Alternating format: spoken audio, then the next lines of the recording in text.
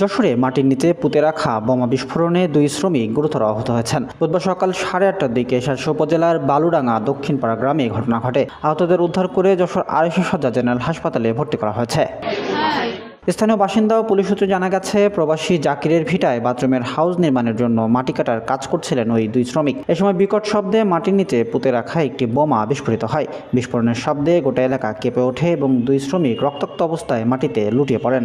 আমরা শুনতে পেলাম যে বম ফেটে সেখানে এরকম লেগেছে। লাগার পরে আমরা গেছি সেই জায়গায় গিয়ে তখন হাসপাতালে আমরা ধরে নিয়ে চলে আসি রাস্তা থেকে। এই এতটুকু, তাছাড়া এর বেশি কিছু জানি না।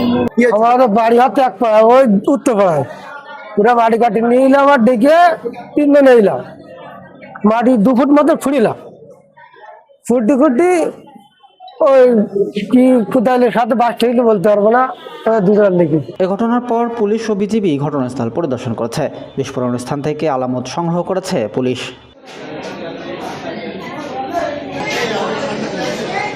সুবর্ণভূমি ডেস্ক, যশোর।